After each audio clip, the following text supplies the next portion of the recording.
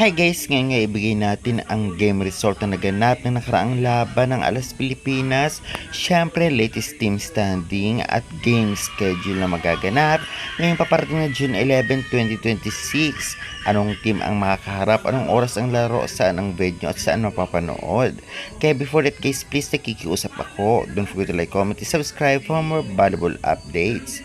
Ngayon unahin po muna natin ang game result kahapon laban ng Alas Pilipinas versus South Korea. Nanalo nga ang Korea sa loob ng 3 straight sets sa mga scores na 25-16, 25-18 at 25-22.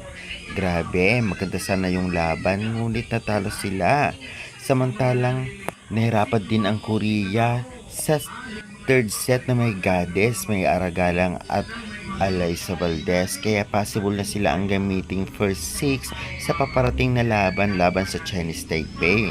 Syempre guys, ayan, nabigay na po natin ang game result. Ngayon naman ibibigay natin ang latest team standing, anong team ang nangunguna at possible makapasok ng semis.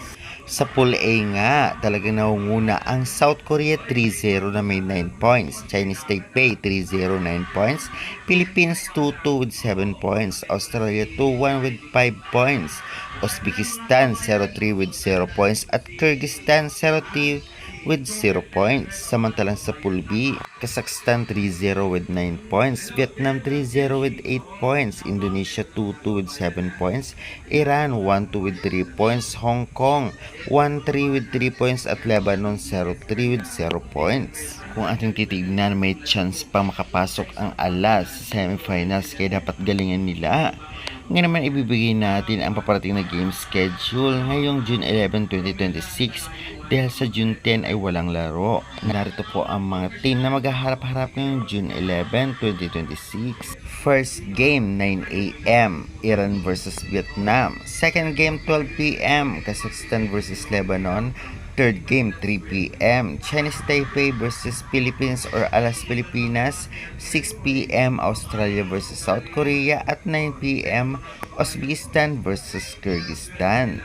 Well, mapapanood ito sa One Sports Plus at syempre Pilipinas Live at may live po sa YouTube. Ang venue nga ay sa Canton City, Ilocos Sur. Kaya guys, sa tingin ninyo, anong team mananalo?